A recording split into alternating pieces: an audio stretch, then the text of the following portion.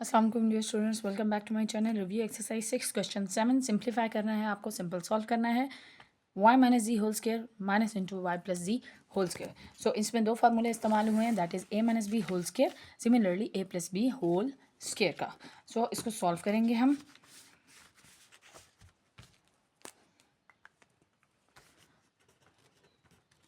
So a minus b whole square जो है वो बराबर होता है a square plus b square and minus 2ab के, या यूँ भी लिख सकते हैं कि a minus b whole square जो है वो बराबर होता है a square minus 2ab plus b square के। आपको जिस तरह से भी आसान लगे। सिमिलरली a प्लस बी जो है वो बराबर होता है a square minus plus 2ab and plus b square के।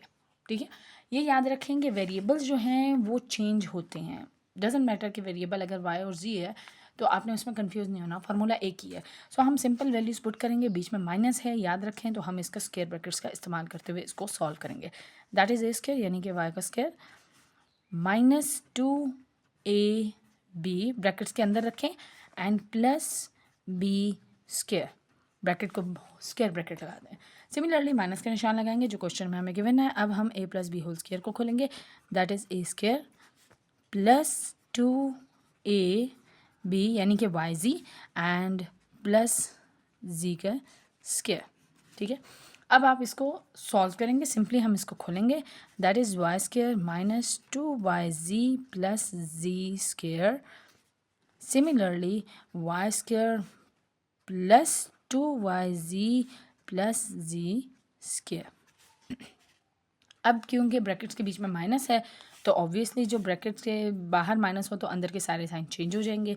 सो इस ब्रैकेट को एज इट इज़ ओपन कर लेंगे, minus 2yz plus z square minus y square minus 2yz minus z square.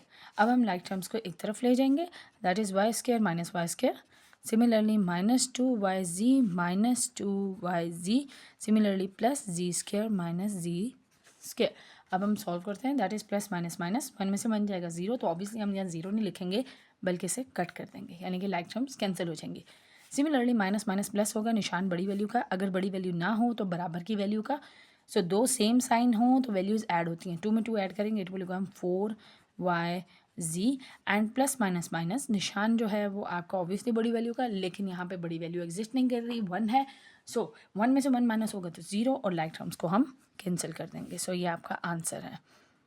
Next question है आपके पास, question number 8, select a number of your choice and create a sequence. आपने अपनी मर्ज़ी का कोई भी नंबर लेना है, अपनी मर्ज़ी का कोई भी एक नंबर लेना है और उस पर सीक्वेंस बनाना है, यानी कि उसको मल्टीप्लाई करना है 1/2 से। कोई भी नंबर आप ले सकते हैं, सपोज हम नंबर लेते हैं 10, ठीक है, let number is equal to 10। आप अपनी मर्ज़ी का कोई भी नंबर ले सकते हैं और उसको 1/2 से मल्टीप्लाई करेंगे। ठीक है, so let number is equal to 10। ठीक है, आपने 10 से, अच्छा सीक्वेंस बनाने के लिए आपको कम से कम भी 3 या 4, मैक्सिमम 3 या 4 जो है वो आपको सॉल्व करने हैं। आप 10 लें, 20 लें, आप जो भी नंबर चाहें आप ले सकते हैं। इवन नंबर लें, ऑड लेंगे तो ऑब्वियसली वो पॉइंट में चला जाएगा, आपके लिए मुश्किल हो जाएगा। सो नंबर मैंने लिया है 10। अब मैं इसका पहली टर्म फाइंड करूँगी, 10 मल्टीप्लाई बाई 1/2, तो ऑब्वियसली ये बनेगा 10/2 इज इक्वल टू 5, यानी कि मेरे पास पहली वैल्यू आएगी 5। नेक्स्ट वैल्यू पे चलेंगे तो ऑब्वियसली 5 को मल्टीप्लाई करेंगे अगेन 1/2 से, तो ये मेरी वैल्यू आएगी 5/2। अब अगेन 5/2 को मल्टीप्लाई करेंगे 1/2 से, हमने 1/2 से बारी बारी मल्टीप्लाई करना है। सो 5 1 ज़ा 5 एंड 2 2 ज़ा 4, कटिंग पॉसिबल नहीं है। अगेन हम 5/4 को मल्टीप्लाई करेंगे 1/2 से, सो 5 1 ज़ा 5 एंड 4 2 ज़ा 8। सो आपको जो सीक्वेंस बना है that is 5/2, 5/4 and 5/8 and so on, dot dot dot. This is your sequence, this is the answer. So next question 9 आपको गिवन है, गिवन द सीक्वेंस 2 5 8 और 11, आपको सीक्वेंस गिवन है। ठीक है, इसकी नेक्स्ट टर्म्स फाइंड करना तो बहुत आसान है, लेकिन वो हमसे पूछी नहीं गई। उन्होंने हमसे पूछा है find is journal term. Journal term is basically इस तरह से एक वेरिएबल का इस्तेमाल करते हुए एक ऐसा जनरल सा फार्मूला बनाना जिसमें हम n की वैल्यू को 1 2 3 पुट करके ये वैल्यूज़ सॉल्व कर सकें। ठीक है, वैसे तो बज़ाहिर जो है हमें साफ वाज़ेह है कि 2 में 3 ऐड करेंगे तो 5, 5 में 3 ऐड करेंगे तो 8, सिमिलरली 8 में 3 ऐड करेंगे तो 11 एंड सो ऑन, यानी कि इसमें बारी बारी 3 ऐड होता जा रहा है। लेकिन अगर हम जनरल टर्म की बात करें तो हम इसको इस तरीके से लिख सकते हैं कि इसका जो जनरल टर्म फार्मूला है that will B 3n minus one क्यों, बिकॉज अगर आप n की वैल्यू को पुट करके स्टार्ट करते हैं, दैट इज़ अगर हम n को सॉल्व करेंगे सो हमें पहली टर्म जो है वो किस तरह से निकलेगी 3n मतलब आप 1 2 3 बारी बारी पुट कर सकते हैं, ठीक है। If n is equal to 1, अगर n 1 है तो ऑब्वियसली 3 इंटू 1 माइनस 1 जो है वो बनेगा 3 1 जो 3 एंड 3 में से 1 माइनस करेंगे तो 2। सिमिलरली अगर n की वैल्यू 2 पुट करेंगे, ऑब्वियसली हमें बारी बारी नेचुरल नंबर्स पुट करने हैं, सो 3 2 6, 6 में से 1 माइनस करेंगे तो 5। Similarly 3 3 is 9 and minus 1 is equal to 8, 3 4 is 12 and minus 1 is equal to 11। सो ये आपका सीक्वेंस जो है 2 5 8 11, उसकी जनरल टर्म बनेगी 3n minus 1। So this is the answer. आपका जनरल टर्म जो है वो सिर्फ ये है 3n minus 1, that's it. Next आपको क्वेश्चन गिवन है find the 100th term using the general term. ये जो जनरल टर्म आपने फाइंड की है दिस वन, ठीक है, इसमें आपने 100 टर्म यानी कि n की वैल्यू अगर 100 हो तो बताएं कि 100 नंबर पे जो वैल्यू आएगी, जो टर्म होगी, उसकी वैल्यू क्या होगी, ठीक है। सो सिंपली आपने क्या करना है, if n is equal to 100, अगर n जो है वो 100 है, ये आपका बी पार्ट है, अगर n जो है वो 100 है तो ऑब्वियसली हमारी जनरल टर्म है 3n माइनस 1। सो हम सिंपल लिखेंगे 3n माइनस 1 और 3 में n की जगह 100 को पुट कर देंगे n minus 1, that is 300 minus 1 is equal to 299, यानी कि जो आपके 100 नंबर पे वैल्यू आएगी दैट विल बी 299।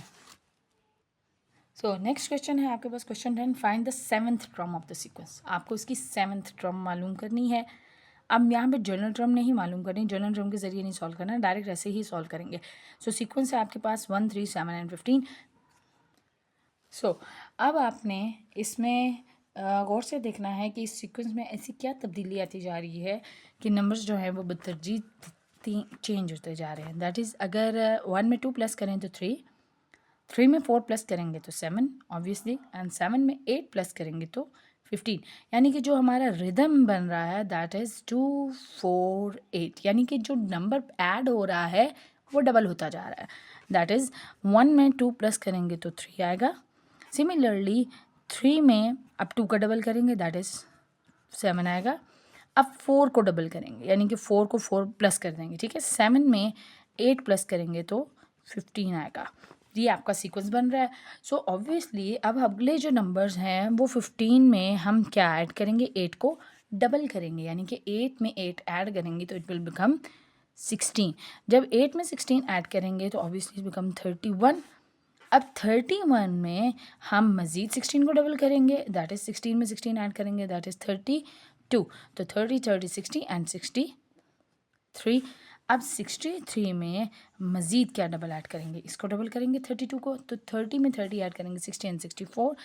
अब 60 60 120 एंड इट विल बिकम 127, यानी कि जो आपकी 7वीं टर्म है the sequence the 7th term of the sequence is 127।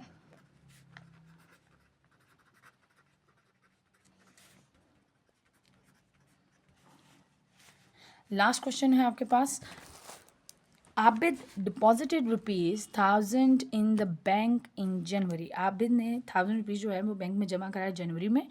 अगले महीने ही डिपॉजिटेड ₹1250 या 1250 and continue to deposit in the same ratio each month, ठीक है। उन्होंने जनवरी के महीने में 1000 रुपये जमा कराया, जबकि अगले महीने 1250 रुपये और मज़ीद इसी तरह से डिपॉजिट कराते गए इसी रेशो में, ठीक है, यानी कि हर महीने जो है वो रकम में इजाफा होता गया, यानी कि उसका सीक्वेंस क्या बनेगा।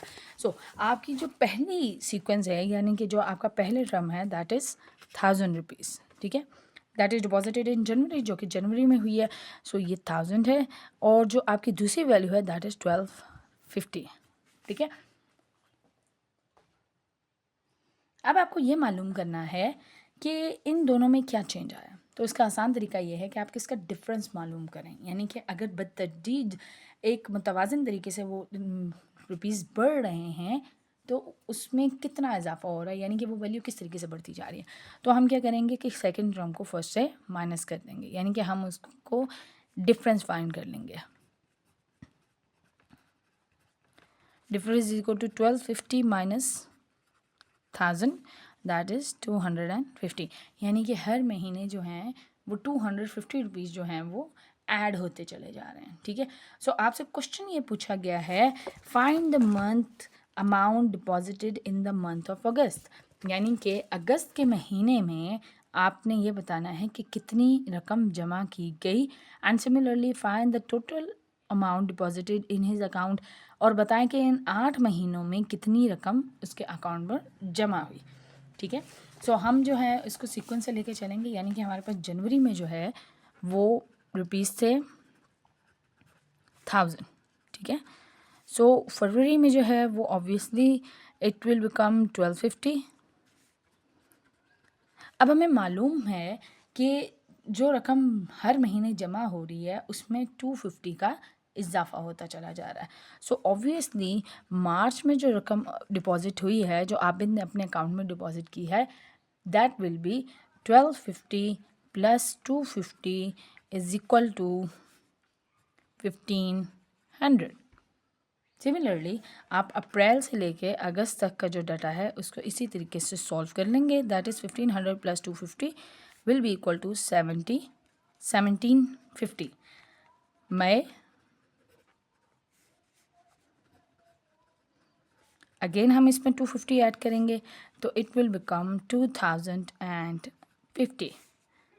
जून, 2050 में आपने 250 को प्लस करना है, सो इट विल बिकम 2250।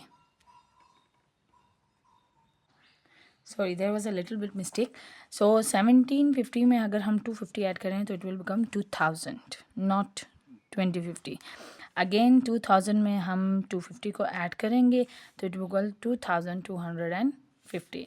अब हम इसमें जुलाई का डाटा ऐड कर लेंगे, यानी कि जुलाई में कितनी रकम ऐड की है, 2250 plus 250 will be equal to, आप 250 को 250 में ऐड करें it will become 2500।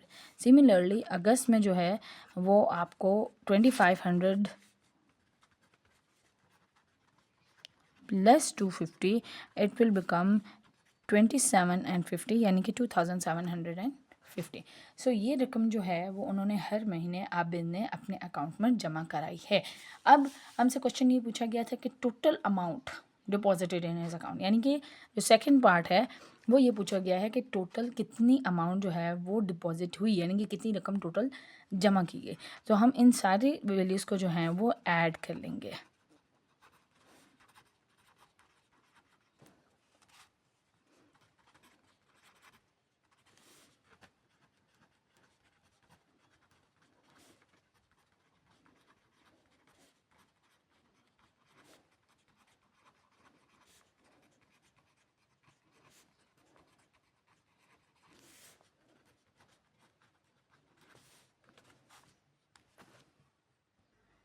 So, total money deposited by Abid in 8 months will be equal to rupees 15,000। I hope आपको मेरी वीडियो अच्छी लगी होगी। काइंडली मेरी वीडियो को लाइक करें, शेयर करें और चैनल को सब्सक्राइब करें। Thank you.